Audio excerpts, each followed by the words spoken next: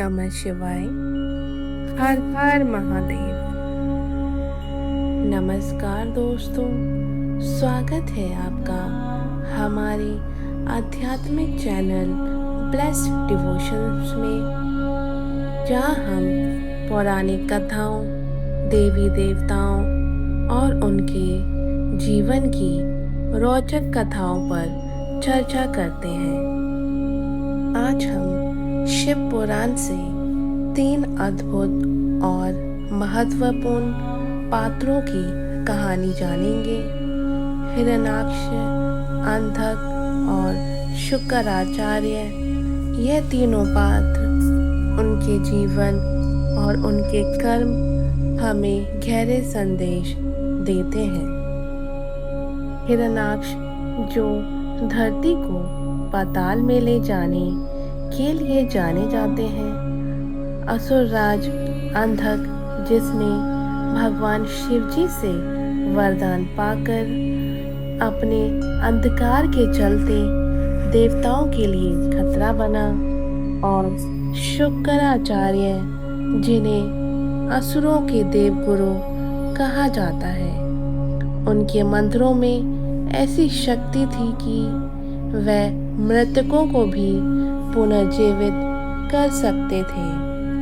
इन कहानियों में न सिर्फ अद्भुत शक्ति और तप की बातें हैं, बल्कि ये भी सिखाया गया है कि किस तरह से शक्ति का सही और गलत उपयोग हमारी जीवन यात्रा को बदल सकता है। तो आइए आज के इस वीडियो में जानते हैं इन तीनों पात्रों की विस्तार से कथा और उनके जीवन से जुड़ी रहस्यमयी बातें। वीडियो को अंत तक जरूर देखें और हमारे चैनल को सब्सक्राइब करें, ताकि आपको हमारी हर नई वीडियो की जानकारी सबसे पहले मिले। एक बार भगवान शिव पार्वती जी के साथ काशी नगरी में आए। वह काशी को अपनी राजधानी बनाकर रहने लगे। भैरव को काशी नगरी का रक्षक बनाया। वह वहाँ तरह तरह की लीला करते हुए सुखपूर्वक रहने लगे। इसी प्रकार वह मद्राचल पर्वत पर भी पार्वती जी के साथ विहार करते रहे। एक बार पार्वती जी ने खेल खेल में अपने कमल रूपी हाथों से भगवान शिव जी के नेत्रों को बंद कर दिया। इसका परिणाम यह हुआ कि संसार में अंधकार का राज्य हो गया। एक विकराल मुख वाला जटाधारी, सांवले रंग का विकृत रोम वाला अंधा मनुष्य उत्पन्न होकर नाचने लगा। उसको देखकर पार्वती जी आश्चर्य में पड़ गईं। उन्होंने भगवान शंकर से पूछा, हे स्वामी, यह मनुष्य कौन है? इस पर वह हंसकर बोले, यह तुम्हारा पुत्र ही है। तुम्हारे द्वारा मेरे नेत्र बंद कर देने से मेरे पसीने के द्वारा उत्पन्न हुआ है। इसको तुमने ही रचा है। अब तुम अपनी सखियों और गणों की सहायता से इसकी रक्षा करो। तब पार्वती जी ने उसकी रक्षा का प्रबंध किया। उसी समय हिरण्याक्ष नाम का दैत्य पुत्र की इच्छा से भगवान शंकर की आराधना कर रहा था। वह उसे वर प्रदान करने हेतु उसके पास गए। हिरण्याक्ष ने कहा, प्रभु, मेरे भाई हिरण्यकशिपु के प्रहलाद आदि 5 पुत्र हैं। मैं पुत्रहीन हूँ। शिवजी ने उससे कहा कि मेरा अंधक नाम का पुत्र तुम्हारे जैसा ही शक्तिशाली है। तुम उसे पुत्र रूप में स्वीकार कर लो। तब उस दैत्य ने शिव पार्वती की प्रदक्षिणा की और अंधक को पुत्र रूप में स्वीकार कर लिया। शिवजी वरदान देकर अंतर्ध्यान हो गए। हिरण्याक्ष उस पुत्र को प्राप्त कर देव, दानव, यक्ष और किन्नर सभी को विजय करके त्रिलोकी का राजा बन गया। वह देवताओं को पीड़ित करने लगा। देवताओं ने यज्ञ स्वरूप वराह रूप वाले शिवजी की आराधना की। तब वराह ने अपनी विकराल दाढ़ों से प्रहार करके राक्षसों को मारकर चक्र द्वारा हिरण्याक्ष का सिर काटकर अंत कर दिया और उसके राज्य पर अंधक का अभिषेक किया। फिर उसने पृथ्वी को अपनी कराल दाढ़ों से उठाकर पाताल से ऊपर लाकर स्थापित किया। इस पर सभी देवताओं ने प्रसन्न होकर उनकी स्तुति की। वराह रूपी विष्णु जी ने जब हिरण्याक्ष का वध कर डाला तो उसका भाई हिरण्यकशिपु विष्णु जी को अपना शत्रु मानने लगा। वह मंदराचल की गुफा में जाकर एक पैर की अंगूठे पर खड़े होकर भुजाएं ऊपर उठाकर ब्रह्मा जी का घोर तप करने लगा। हिरण्यकशिपु के तप से प्रसन्न होकर ब्रह्मा जी से उसने वरदान मांगा। उसने ब्रह्मा जी से वरदान में मांगा कि मुझे कभी मृत्यु का डर ना रहे और मैं किसी अस्त्र शस्त्र, पाश, व्रज, वृक्ष, पर्वत आदि से ना मरूं। जल, अग्नि मुझे ना मार सके। देवता, दैत्य, मुनि, सिद्ध, मनुष्य, पशु, कोई भी जीव मुझे ना मार सके। स्वर्ग में, पाताल में, बाहर, भीतर, दिन रात में मैं कभी ना मरूं।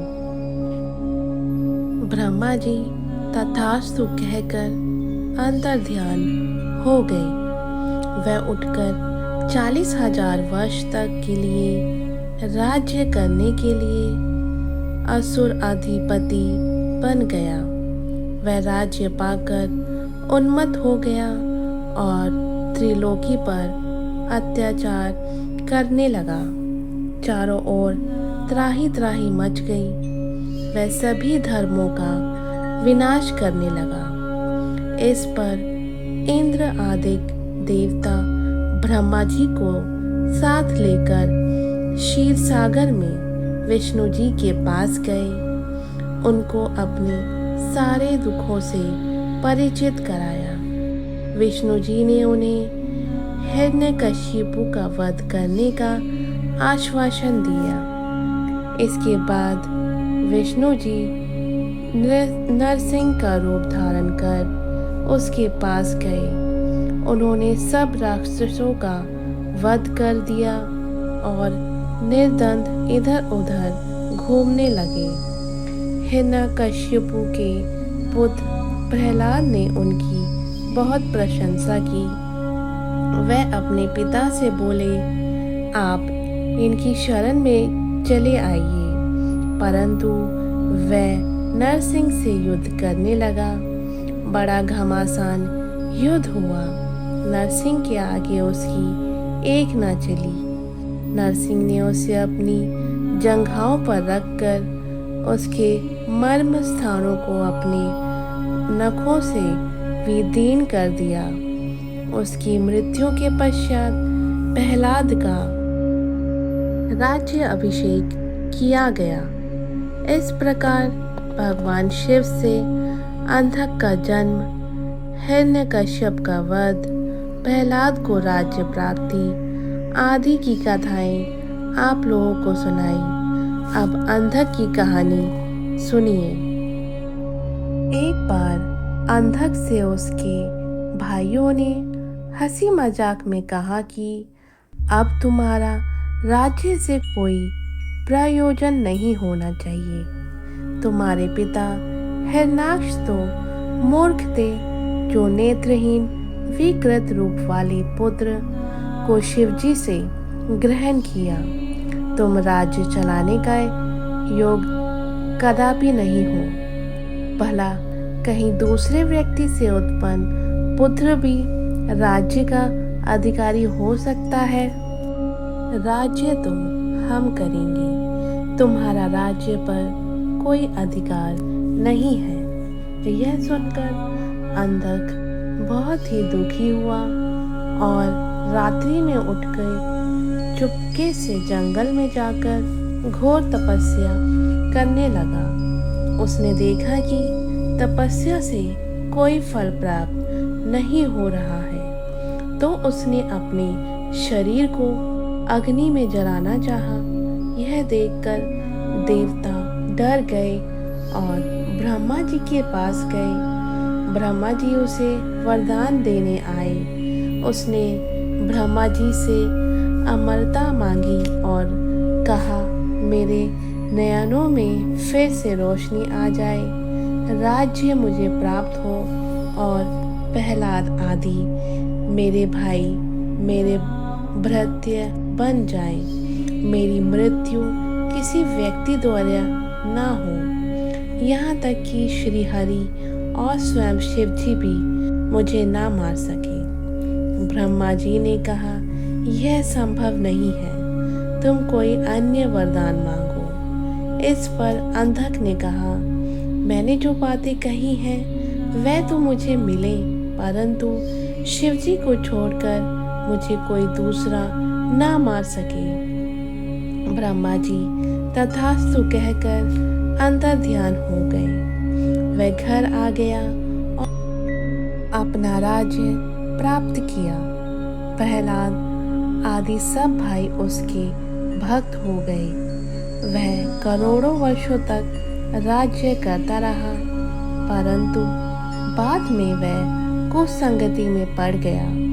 उसने वेद मार्ग पर चलना छोड़ दिया। उसने पुत्रों, ब्राह्मणों और गुरु को त्याग दिया। एक बार वह मंदराचल पर जाकर महल बनवाकर उसमें विहार करने लगा। उसके मंत्रियों ने उसे सूचना दी कि एक जटाधारी साधु के पास एक सर्वांग सुंदर स्त्री है, उसे तुम ले आओ। परंतु उसे लाने के लिए वह स्वयं न जाकर अपने मंत्रियों को भेज दिया।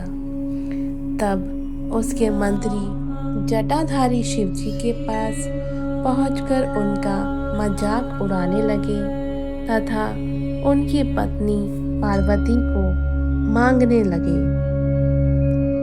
उनकी बात सुनकर शिवजी हंसकर बोले, मैं तो एक योगी महात्मा हूँ और सबका स्वामी हूँ तथा पाशुपत व्रत कर रहा हूँ। यह मेरी शक्ति सर्व समर्थ है। उससे जाकर अपनी इच्छा प्रकट करो और जो चाहे वह वर मांग सकते हो। यह बात सुनकर उन्होंने सब बातों से अंधक को परिचित कराया। यह बात सुनकर राजा अंधक क्रोधित हो गया। इसके बाद अंधक क्रोध में भर गया और मदिरा पान करके सेना को साथ लेकर शिवजी से युद्ध करने हेतु चल पड़ा। शिवजी के गणों ने गुफा का मार्ग बना रखा था। शिवजी के गणों से मार खाता हुआ कामाग्नि से दंड होकर आगे को बढ़ता रहा। शिवजी के गणों ने अंधक को मारकर उसके सैनिकों को भगा दिया। उनमें बड़ा भारी युद्ध हुआ। जंगल के जानवर मांस चर्बी खाकर और खून पीकर आनंद करने लगे। शिवजी ने पार्वती जी से कहा, देखो इस संसार की कैसी अनोखी गति है। कभी कभी स्त्री के प्रसंग में अपनों से ही युद्ध करना पड़ जाता है।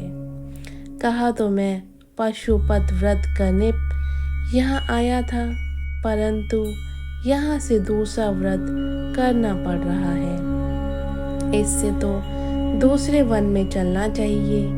इतना कहकर भगवान शंकर दूसरे वन में तपस्या करने गए, परंतु पार्वती जी उसी वन में रह गई। वह शिव जी की प्रतीक्षा मंदराचल पर ही करती रही। वीरगण उनकी रक्षा करते। उसी समय काम से पीड़ित होकर अंधक उस गुफा में प्रवेश कर गया। उसने 505 दिन तक बिना कुछ खाए पिए निरंतर युद्ध किया। उसने वीरक को घेर लिया। देवताओं की शक्तियां पार्वती जी की रक्षा करने लगी। देवताओं की शक्तियों ने रणभेरी बजाई। वीरक सचेत होकर युद्ध करने लगा। नारायणी, ब्राह्मी, गौरी, इंद्राणी आदि देवियों अपने अस्त्र शस्त्रों से युद्ध करने लगी। 1000 वर्ष तक यह युद्ध चलता रहा। फिर भगवान शंकर भी वहां आ गए। अंधक ने भगवान शंकर के पास अपना दूत भेजकर पार्वती जी की मांग की। भगवान शंकर ने क्रोध में भरकर दूत को समझाकर युद्ध का संदेश भेजा। तब अंधक महाबली गिल राक्षस को आगे करके शिवजी से युद्ध करने आया। उसने गुफा पर वज्र से प्रहार करके पार्वती जी पर वज्र से प्रहार किया। उसकी सेना ने शंकर जी की गुफा को तोड़ डाला। इस पर भगवान भोले शंकर ने श्री हरि आदि देवताओं को बुलाकर अपने गणों के साथ भयंकर युद्ध शुरू कर दिया। इस युद्ध में विधस नामक दैत्य ने ब्रह्मा, विष्णु, इंद्र, सूर्य, चंद्रमा आदि समस्त देवताओं को निगलकर पेट में भर लिया। केवल वीरगण शेष रह गया।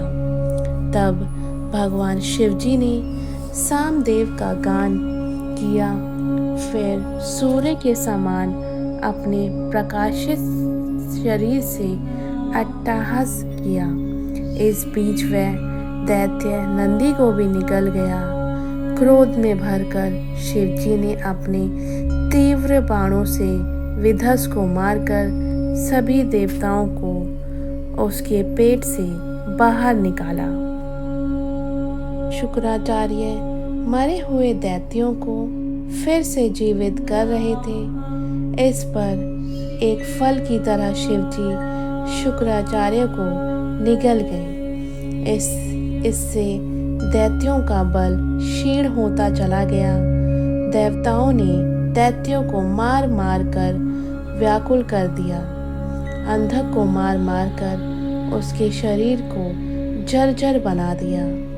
मरते समय अंधक ने शिवजी की स्तुति की तो शिवजी ने प्रसन्न होकर उसे अपना गणपति बना दिया। अब भगवान शिव पार्वती के साथ अपनी गुफा में चले गए। शिवजी द्वारा शुक्राचार्य को निगल जाने के पश्चात उनके पेट से निकलने का प्रयत्न करने लगे। उन्होंने शिवजी के पेट में छिद्रों की खोज की जिससे बाहर निकला जा सके, परंतु वह असफल रहे। इसके बाद वह शिवजी के मंत्र को जपते जपते उनके वीर्य रूप में उनके लिंग मार्ग से बाहर आ गए। उन्होंने बाहर आकर शिवजी को प्रणाम किया। पार्वती जी ने शुक्राचार्य को पुत्रवत मानकर विघ्न रहित कर दिया। शुक्राचार्य को देखकर दया के साथ महादेव बोले, हे भृगुनंदन, तुम जिस प्रकार मेरे लिंग द्वारा मेरी शुक्र से होकर निकले हो, इसलिए तुम्हारा नाम शुक्राचार्य होगा। बहुत समय पहले की बात है कि शुक्राचार्य ने वाराणसी में जाकर विश्वनाथ का ध्यान करके भारी तप किया। वहाँ पर उनका ज्योतिर्लिंग स्थापित कराकर एक सुंदर कुएं का निर्माण कराया।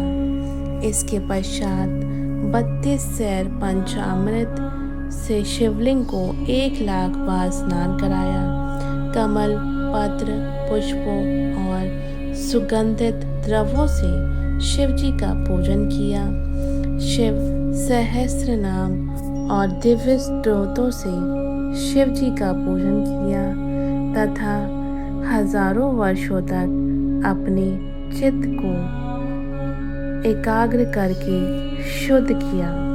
शिवजी ने उनकी तपस्या से प्रसन्न होकर प्रकट हुए और उनसे वर मांगने के लिए कहा।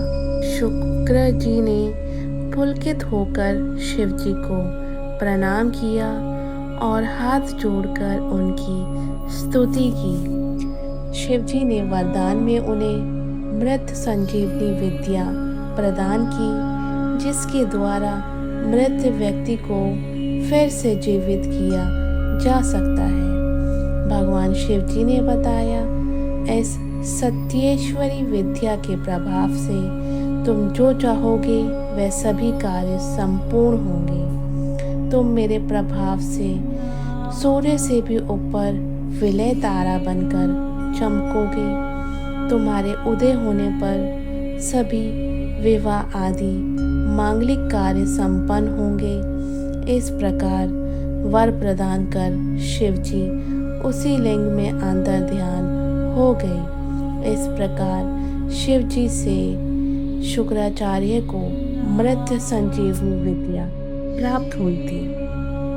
तो आपने सुना कि हिरण्याक्ष, अंधक और शुक्राचार्य की कहानियाँ सिर्फ पौराणिक गाथाएं नहीं हैं, बल्कि हमारे जीवन को दिशा देने वाले सबक हैं। हिरण्याक्ष ने अपनी अपार शक्ति के चलते पृथ्वी को हिला दिया, परंतु उनका अंधकार में अहंकार उन्हें पतन की ओर ले गया। अंधक जो भगवान शिव के वरदान के बावजूद अपनी दृष्टि खो बैठा, उसके जीवन से हमें यह सीख मिलती है कि शक्ति तभी सार्थक होती है जब उसमें विवेक का प्रकाश हो। शुक्राचार्य, जिनकी तपस्या और ज्ञान उन्हें देवताओं के समकक्ष बना दिया, लेकिन उनका लक्ष्य हमेशा असुरों के कल्याण तक सीमित रहा, जिससे हमें यह संदेश मिलता है कि सच्चा ज्ञान तभी पूर्ण होता है जब वह सबके कल्याण के लिए हो। तीनों पात्रों की कहानियों में यह साफ झलकता है कि चाहे कितनी भी शक्ति या ज्ञान हो, उसका तभी सार्थक होता है जब उसमें विनम्रता, बुद्धिमानी और धर्म का पालन हो। अगर आज आपको यह कहानी पसंद आई हो तो वीडियो को लाइक करें, शेयर करें और बताएं कि आपको किस विषय पर अगली वीडियो चाहिए। और हाँ, अगर आपने अब तक हमारे चैनल को सब्सक्राइब नहीं किया है तो अभी करें, ताकि आप पौराणिक कथाओं और आत्मज्ञानिक ज्ञान से भरे हमारे हर नई वीडियो से जुड़ सकें। धन्यवाद। फिर मिलेंगे एक और रोचक कथा के साथ। ओम नमः शिवाय। हर हर महादेव।